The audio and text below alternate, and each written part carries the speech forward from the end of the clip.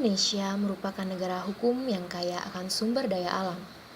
Bisa dibayangkan, kekayaan alamnya mulai dari kekayaan laut, darat, bumi, dan kekayaan lainnya. Indonesia mempunyai berbagai jenis tanaman yang juga memberikan peran serta yang besar akan kekayaan alam. Sawit misalnya. Industri dan perkebunan kelapa sawit menjadi penyelamat perekonomian Indonesia ketika negara ini menghadapi krisis. Buktinya, defisit perdagangan ekspor Indonesia dapat tertutupi dari surplus perdagangan non-migas yang kontributor utamanya produk kelapa sawit. Namun, sering kita jumpai kegiatan eksplorasi sawit mengakibatkan kerusakan lingkungan. Pengembangan areal perkebunan kelapa sawit ternyata menyebabkan meningkatnya ancaman terhadap keberadaan hutan Indonesia karena pengembangan areal perkebunan kelapa sawit utamanya dibangun pada areal hutan konversi. Akibat deforestasi tersebut, bisa dipastikan Indonesia mendapat ancaman hilangnya keanekaragaman hayati dari ekosistem hutan hujan tropis dan juga menyebabkan hilangnya budaya masyarakat di sekitar hutan. Di samping itu, praktek konversi hutan alam untuk pengembangan areal perkebunan kelapa sawit telah menyebabkan jutaan hektar areal hutan konversi berubah menjadi lahan terlantar berupa semak belukar dan lahan kritis baru. Sedangkan realisasi pembangunan perkebunan kelapa sawit tidak sesuai dengan yang direncanakan. Selain itu, persoalan tata ruang di mana monokultur, homogenitas, dan overload konversi, hilangnya keanekaragaman hayati ini akan memicu keratanan kondisi alam berupa menurunnya kualitas lahan disertai erosi, hama, dan penyakit. Pembukaan lahan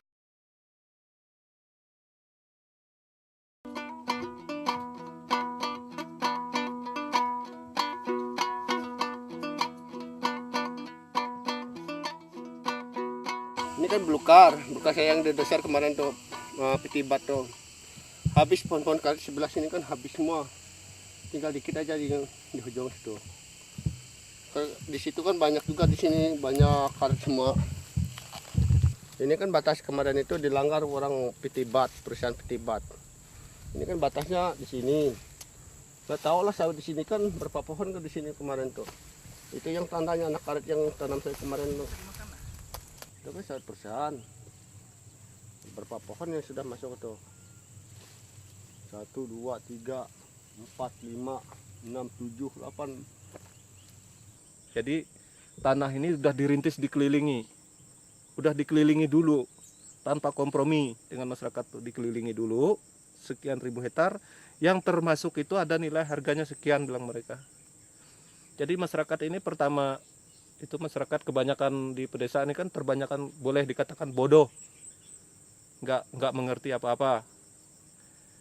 Timbang-timbang tanahnya hilang begitu saja, lebih baik dilepaskan gitu loh. Saya dipertahankan hutan karena saya kan hidup di situ juga. Apapun hidup di hutan itu, binatang kah, simut kah, belalang kah, di hutan itu juga. Apa-apa binatang bisa berlindung di hutan itu. Biar biarpun saya seandainya bikin ladang seperti ini, nah masih ada tempat berlindung.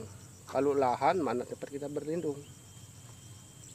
Bos mau makan, saya mau makan juga. Wah nanti Pak, kalau lahan sawit ini lancar, nanti Bapak ikut perusahaan sawit. Wah gajinya berapa 1 bulan? Bukan bulan Pak, 30.000 satu hari. Saya tidak makan kalau 30.000. Karena hutan ada, itulah pokoknya sayur-sayur masih ada. Kalau lahan sawit ini ada lahan sawit, sayur apa di situ tidak ada. Kalau dibilang penyakit itu sudah koma. Kalau perasaan saya melihat keadaan masyarakat sekarang, khususnya untuk Desa Tumpang Tilap. Aku ampun baribu ampun handi aketu nawatin ayo.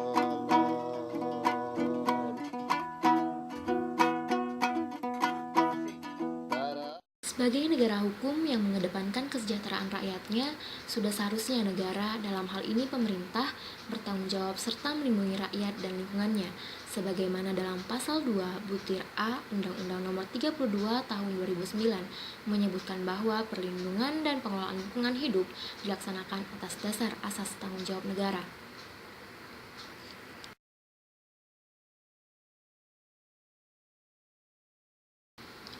Pada pasal 28H Undang-Undang Dasar 1945 ayat 1 disebutkan pula bahwa setiap orang berhak hidup sejahtera lahir dan batin, bertempat tinggal, dan mendapatkan lingkungan hidup yang baik dan sehat, serta berhak memperoleh pelayanan kesehatan.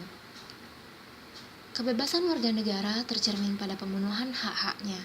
Berikut pengembaliannya. Namun, telah lama pengabaian hak-hak warga negara terpampang tanpa malu-malu dalam pola relasi negara dan rakyat hampir di semua aspek. Dalam konsep negara kesejahteraan, seharusnya setiap keputusan yang diambil oleh pemerintah haruslah untuk kesejahteraan rakyatnya, sehingga keputusan tersebut dapat diterima masyarakat sesuai dengan prinsip keadilan di Indonesia, serta tidak menyimpang dari ketentuan hukum. Karena Indonesia adalah negara hukum, yang berarti setiap tindakan harus sesuai koridor. Dalam hal ini, kita mengangkat asas legalitas. Kerusakan lingkungan yang disebabkan oleh perkebunan kelapa sawit dapat dicegah atau dihentikan dengan penerapan perkebunan kelapa sawit yang berkelanjutan.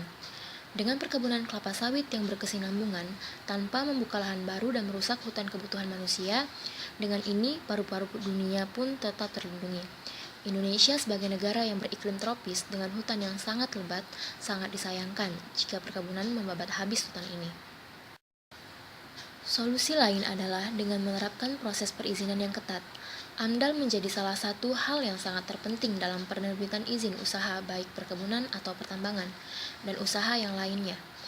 Yang perlu kita perhatikan dalam AMDAL adalah perlindungan dan pengelolaan lingkungan hidup, maka dari itu sudah seharusnya setiap kegiatan usaha memiliki AMDAL.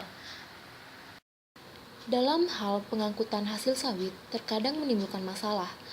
Truk-truk yang mengangkat kelapa sawit yang melewati jalan umum tidak sedikit menimbulkan masalah, seperti halnya kecelakaan yang disebabkan oleh truk, macetnya jalan lalu lintas, dan membuat jalan menjadi berlubang.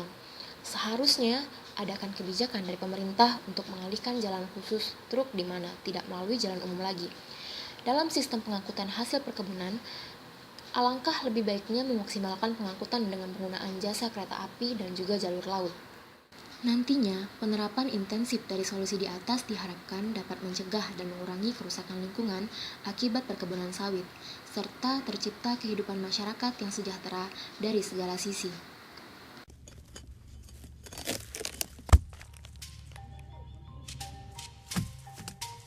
Nama saya Dahlan.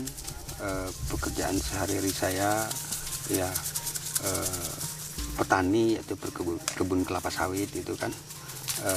Kebetulan ada program pemerintah Kabupaten Siak pada tahun 2003 untuk peningkatan ekonomi masyarakat lemah.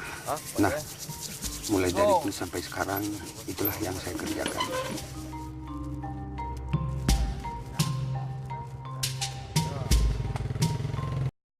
Kegiatan industri sawit akan semakin berkualitas jika tidak ada kerusakan lingkungan, sehingga kuantitas produksi sawit makin meningkat, kualitas yang semakin diakui, dan pendapatan per kapita masyarakat meningkat pula, serta berkurangnya atau bahkan tidak ada lagi pencemaran yang akan dikhawatirkan.